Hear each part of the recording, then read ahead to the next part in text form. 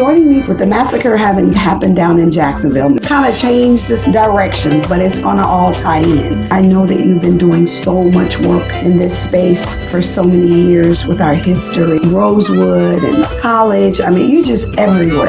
And I'm grateful to have you on because you are a man with so much knowledge. Thank you for having me. My city, right here in the city of Tampa, and people around the world, understanding where you have been in this space for so long. I want to break this down for them this evening and have a real conversation. People don't understand what's happening with our histories. But I want to start out with Jacksonville because what has occurred over in Jacksonville is a travesty. A couple of things I'd like you to do though before we begin, that is tell us a little bit about Dr. Dunn and who he is and where you were born. I was born in Volusia County, Florida in 1940. I'm 83 years old. I grew up in the essence of Jim Crow. I attended segregated schools. I rode in the back of the bus. Someone said, can you see this? I don't know if can you read this? Yeah. No dogs, no Negroes, no Mexicans. Yes, I see that. Somebody sent you that? Dallas, someone sent this to me just a few days ago. This was in Dallas in 1942. Wow. That is the Jim Crow era. Representative, I lived through that. And you know, I was telling someone the other day, I remember the first time I realized that being black was a problem. I was in the post office in DeLand with my mom, and we were in line. And I must have been in second grade because I knew what skipping line meant. And these white people kept getting in front of my mother. So we get outside, and I asked them, why do those people keep getting in front of us? And my mother said, because we're colored. I must have been 7. And I realized then that being black was a problem. Up until that moment, I didn't really. Right. I think back over that period of time in my life and how it molded me. I complied as everyone else did that I knew of in my generation. But as soon as I got in Morehouse College and I got hooked up with those brothers at Morehouse, my attitude changed, my vision changed, my aspiration changed because now I was around black men who were powerful and knowledgeable and driven. And that's how I sort of evolved as a person once I left the chains of segregation and Jim Crow in Florida. Oh, wow. What a touching story. I am 68 years old and I was not a part of your era. However, when I was born, it was still a real issue. I can see in my head very clearly on my trips from Tampa, Florida up to Inverness, Florida, the sign that said colored water fountain right outside a little store that my grandmother used to like to visit. It said coloreds with a sign that pointed around the back. You know, the colored water fountain was never chilled water. It was always just straight out of the ground. In DeLand, in the Volusia County Courthouse, the white fountain had chilled water. And right next to it was a little spigot thing for black folks that was not chilled. I came up through that. May I tell you a story about how I got to Morehouse College? Yes. Sure. I got admitted to college early. I was 16 when I got admitted to college. By 17, I was on my way to Atlanta. I turned 17 that summer. And we were living in Miami. And my mother, my dad, and my grandmother took me to the Graham bus station that Sunday night, put me on the back seat of that bus, and gave me my little brown bag lunch with a bologna sandwich or something and a piece of sweet potato pie and something else, and said, you stay on the seat until that bus gets to Atlanta tomorrow, Monday. And I said, okay, oh, yes, ma'am. Oh, yes, ma'am. Now, my mom and my grandmother were sanctified. And my dad got on. My dad was not sanctified. My dad said to me, little N-word, which he tended to use with his 5 sons when he got upset. So listen to me, little N-word. You stay your little ass in this back seat and don't you move till this bus gets to Atlanta. You hear me, little N-word? Right. That bus took off that Sunday night. When we got to Fort Lauderdale, I got up and moved to the middle of that bus. And it felt different, felt better riding. By the next morning, that bus was in Waycross, Georgia. And some white high school students were using that Greyhound bus to get to school. And these kids get on the bus and they're talking, and one of the little white girls sat down right next to me. I had never been that close to a white person. This is 1957. Wow. And as soon as that child sat down next to me, Representative, you could hear a pin drop on that bus. By that time, I had white people sitting behind me who had gotten on. And finally, someone said, nigga, get up. You know you don't belong up there. And other people chimed in. Yeah, what do you think you are? Get back there where you belong. And there were some black folks in the back seat saying, honey, you come on back here, honey. I was a child, first time away from home alone. And a white Marine stood up. He was in uniform. And he said, why are y'all picking on him? He's not doing anything. And they forgot about me and turned on him. You must be a Jew. You must be from up north. You don't know how we do things in the South. Pulled the bus over to the side of the road at a gas station outside of Waycross. He walked back to where I was sitting. And said to me, you are creating disturbance on this bus. I'm putting you off. And that man gave me my little cardboard suitcase and said, wait until the next bus to Atlanta comes by in about 3 hours, which I did. And that's how I got to Morehouse College in 1957. When the second bus came by and I got on it, where do you think I sat? Back of the bus. Behind the back seat of my daddy told me. You realize you are not going to get to Morehouse unless you sat on the back of the bus. We will be right back after this station identification. You are watching The Opening Statement with your host, Dianne Hart, right here on Tampa Bay Television Network.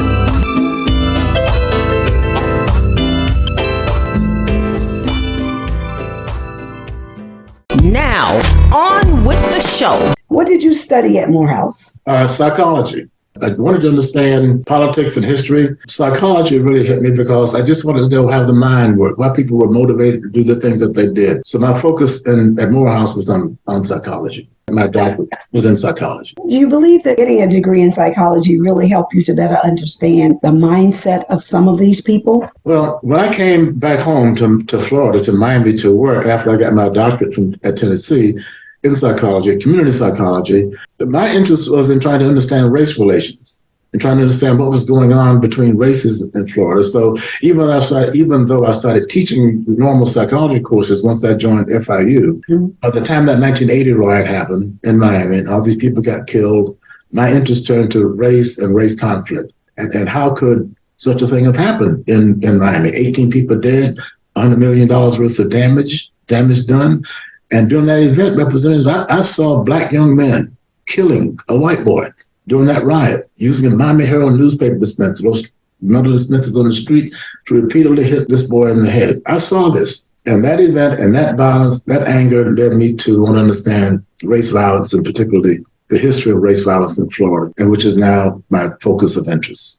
And I'm very glad that you have that focus because you're able to teach a whole lot of us in your experiences alone. I'm hoping that our young people can better understand where we've been. It's almost like kids today think everything's okay. It's equal. And I'm trying to remind them, babies, it's not equal. If you know anything about criminal law and what happens in our courts, that's where some of our black kids start out. You see immediately that it's not equal. Let me just make a comment about the kids, though, because I now take high school students with a parent or grandparent to Rosewood, Ocoee, and other places in Florida where there has been racial violence.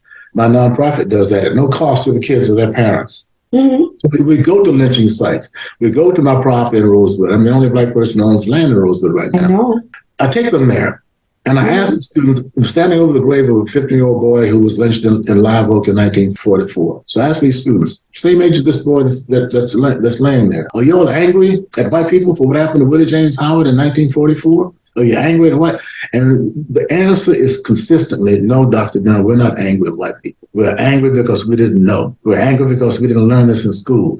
We're angry because we have to come all the way to Ocoee and Rosewood to find out what happened. That's the kind of message I'm getting from these Teach the Truth tours I'm doing with kids and parents and grandparents. And the idea is to take them to these bloody grounds and experience the ancestors and the anguish and the anger. All of that happened in that space at that time, and then to take that feeling back home. And I want a parent or a grandparent with a kid to do this, because if they go through that together, represented, they'll never forget it. They'll never forget that experience, and they'll tell it around the Thanksgiving table, around the Christmas tree, and the history gets saved in that way. I had the opportunity to come to Rosewood for the 100th anniversary, and I can tell you that you could literally feel the spirits present at that site on that day. We walked the grounds, and it was the eeriest thing just to be there and to know that people like myself and my family members were burned out and murdered for no real reason other than hatred. So that brings me right to Jacksonville. 100 years later,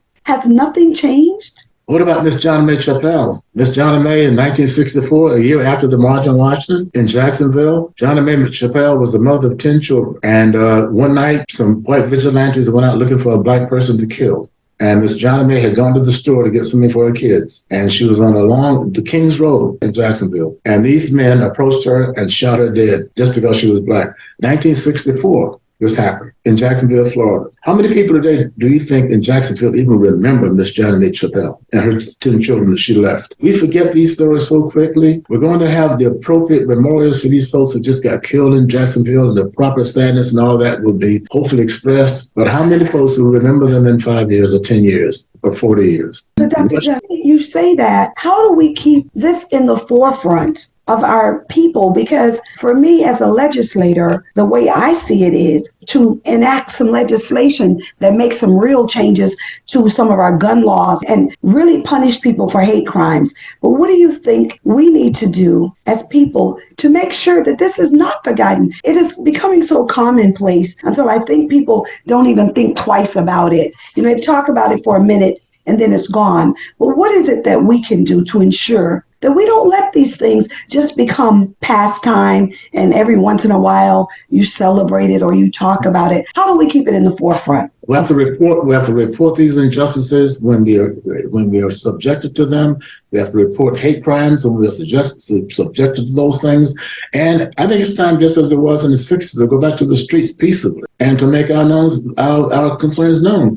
I led a march in Miami about almost 2 weeks ago now, to our school board, to say we will not have these standards taught to our children. We do not want teachers in Dade County, Florida, telling black kids or white kids that enslaved people have some personal benefit for that. So I think it's time for activism. I think it's time for, I think it's time for us to get our young people particularly knowledgeable and get them active. As I said, I went through this as a young person. It's now time for this new generation of young people to really become the torchbearers for what's needed right now. And speaking of hate crimes, I don't know if you remember, I was subjected to a hate crime in Rosewood in September. Let's talk about it a little bit. You want to know what happened? The property that I purchased in Rosewood, 5 acres or so, had not been touched since the 1923 massacres. Pristine property, overgrown. And with the 100th anniversary approaching, which you attended, I went up to my property with 4 other black men to meet 2 white men to talk about getting the property prepared for the event. And as we were leaving, I purchased that property in 2020, in 08. I never spoke to my neighbor. All the folks out there now are all white. There are no black people in Rosewood. Nor he, to me, was not spoken. But on this particular day, he rose up as we're leaving, and he asked me, had a big truck that he drives, asked me, what's going on out here? So I said, well, sir, this is my property. And I didn't get any further than that. He said, well, if that's your property, why don't you park on your side of the road? I said, well, this is a public highway. We'll park wherever we wish. Threw him into a rage, gunned the truck, almost killed people right then. Wheeled to go back into his property using the N-word over and over again. I won't repeat it here. Says to one of the white guys who was with us, you're just as bad as the niggers. Wow. And we went back into this property. A few minutes later comes out and runs right through us. And had we not gotten out of the road, some of us would have been killed. Levy County, we called the police. The police came out. They did an investigation. He got arrested for using it. But Representative, when I got back to Miami, I called the FBI. Good deal. And reported this as a hate crime. As you should. And the people knocked the FBI and the Department of Justice today, but they did the job. That man was tried by an all-white jury, 1 Asian, no blacks on the jury, about 3 weeks ago in Gainesville, Florida, and he was found guilty of 6 counts, facing 10 years on each count. Justice can be delivered, but we have to stand up and let it be known when we are hurt. You have people to report these things when they happen to us. Absolutely. And so many times I think people don't report it. And sometimes it's because they believe that they won't be believed when they report it. But I fully agree with you. We must report the injustices that people do. Let me turn to a little bit of politics, because I want to know what your thoughts are on how this governor, let's start with Trump first, because I think when Trump got elected, he just opened up. People were already racist. He didn't create them. They were there already. But I think he gave them permission to be as openly racist as you like, and understanding that no matter what you say, it won't matter. Say what you want, do whatever you like. But what's your take on how this madness, because it's been here, but boy, did they open up a can of worms and look like they're crawling out from every rock in the country. It goes back to Obama. Okay. Once that black man got elected president of the United States, a lot of white people said, we're losing our country. They were losing their country. Yeah, exactly. The Obama election lit a match in certain aspects of white America that this fear of losing your country, the white country, is being lost to these browns and blacks, and we got to do something. And now you have the beginnings of these underground groups, right-wing groups that have now flourished because Trump gave a sense of permissiveness. Right. And now DeSantis comes into Florida and does the same thing. So when he went to the vigil in Jacksonville, I guess yesterday it was, for these people who were killed, he got booed. Yes, as he should. Well, now, wait now. I said... I don't know what he said, so I can't say the man should have got booed, but he needed to be booed for the fact that you come to a visual, but you've already told us our history doesn't matter. That's right. Your history is not what you say it is. How can a governor say things like, well, I didn't know what was in the standards, but I really can't talk about that. But you know what? Some of you all learned some really valuable things that you could use in life. Really, Mr. Governor? That's why I say he should have gotten moved, but I apologize. Yeah. Things that you said, and I'm not taking it back. So go ahead. Nobody is more critical of Ron DeSantis in Florida than me. Nobody, I assure you. But I put up a tweet saying, thank you, Governor, for going to Jacksonville. You did the right thing, although rarely you did, and you should not have been booed. I can't say he should have been booed, but I mean, just your presence. He should have been booed. I would have booed him. I tried to say, listen, guys, wait. Booing is not civil. If you want somebody to engage with you, don't boo them when they show up. Oh, God. Okay. Hey, I like to boo him many days as I stand on the House floor. I'd love to be able to boo him. Unfortunately, we don't get to do that on the House floor. But I can promise you, there are days when every single Black legislator, along with many of our white Democrats, that would like to say some things that we know would probably get us tossed out of the Florida House of Representatives. Are y'all organizing? He's going to lose the presidency. He's not going to become president. He's limping back here to Florida to run for governor again. No, he can't run again. He's coming back here when he loses immediately to remain your governor until the times run out. Because, he can only have 2 terms and he's approaching. So he can't run again? No, he won't be able to run again. Oh, okay. I'm He'll be done. However, he did not have to resign to run. Right. We passed the piece of legislation. I say we because I'm there, knowing full well that I would never have supported such a vote. And I did not support that vote. But just being there, I always claim the fact that I am in that house with these other people. Do you know anything about this work group that DeSantis had to produce these standards and what happened with the African American History Task Force that should have been the official organ that advised? No, we really don't. That was the best kept secret. My understanding that people like Senator Thompson was on that committee, they never heard about it. Dr. Wright was on that committee out of Tampa. He just kind of organized his own group of people, or maybe he didn't. Let's say that Manny Diaz, the Commissioner of Education, organized his own work group. That's what happened. People on that task force in 1994, when that task force was first organized, I was on it. Were you? Yeah, on the first one, 1994. And we weren't doing diddly squat then because the 67 counties that we were supposed to be trying to get them to incorporate Black history wouldn't do anything. They're just resistance. So it was a very ineffective organ, but it was the only thing we had at the time. I think they have been working to try to make sure that Florida counties do incorporate Black history. But what DeSantis did was he came in and moved those 11 people aside. Several of them resigned, and he appointed this work group. Right. He or Manny Diaz picked, and they're basically right-wing Clarence Thomas type Black Republicans with the very kind of attitude that you hear from Clarence Thomas.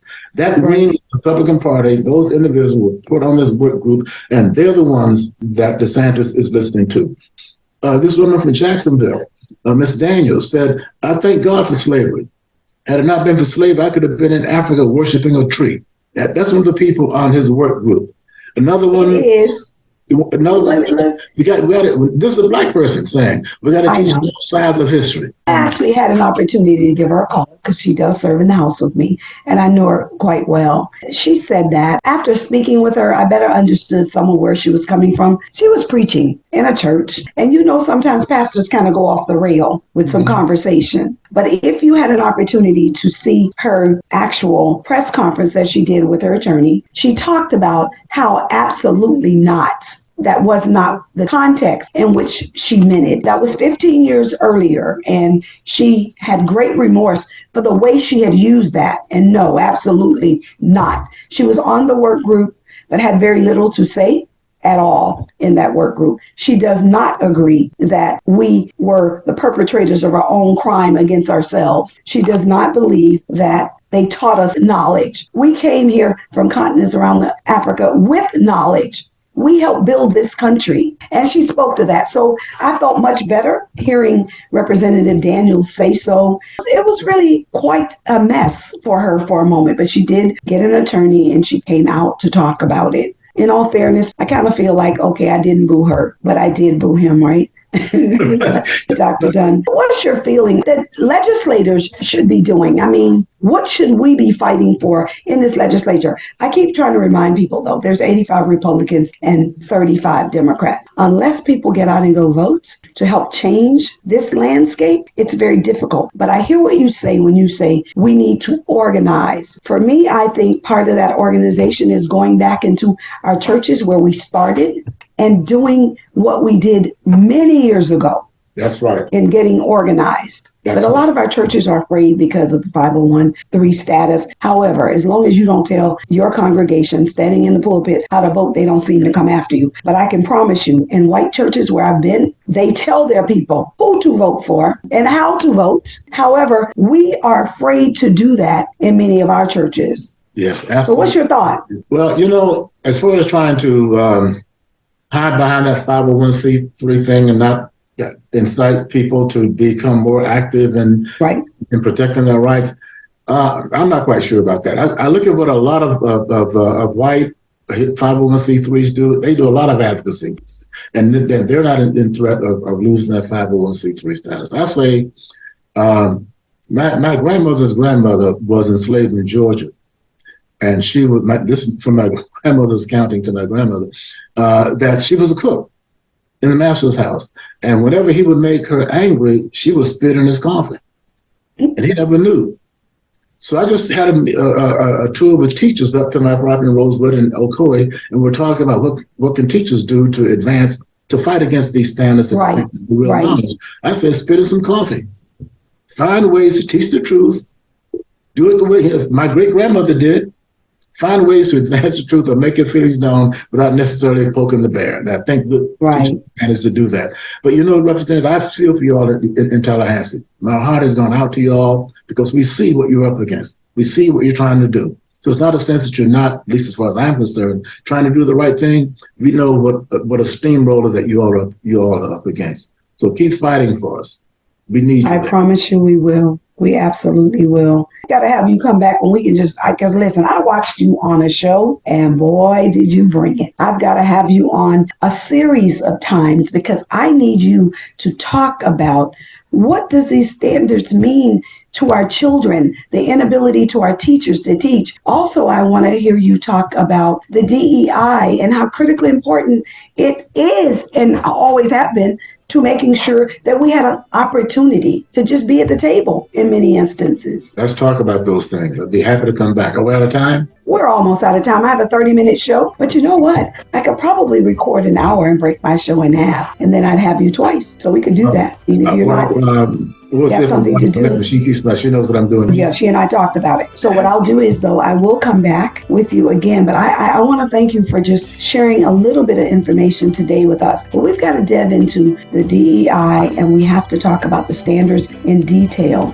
and what your thoughts are on how we're going to be able to help our teachers to teach and what's happening at the university levels, with BOG and so many other things that are going on these university campus. Are our teachers leaving the state of Florida because of what's happening in Tallahassee? Are they leaving us now? Not only that, Representative, but we can't get teachers to come in to Florida. We can't get professors to come into Florida. Why would someone, a new PhD looking for a place to start his or her work, choose to come to Florida where the governor determines if you get tenure or not? So it's not just that we're losing people, we're not attracting some of the best brains in the country to come to our state and help educate our people at all levels. Right. Well, Dr. Dunn, I thank you for joining me today. I will reach back out to you to see what your schedule looks like in the next month so that I can get you we'll book it twice because I really want to go through a series with you. I need people to understand what this really means. Happy to come back. I'm going to start teaching at New College in September, Oh boy, no, you couldn't be going down to New College. No, my first lecture on September 6th at New College. I'm going to teach at New College if I have to do it on the sidewalk. And what are you going to teach? Institutional racism. Ooh, you're gonna be down there fighting every day. I'm coming down to see you. They can't make me shut up. No. I'm going to teach the truth. We're going to talk about racism at New College in September. I promise you. Look forward to seeing you soon. Thank you very much. Bye-bye.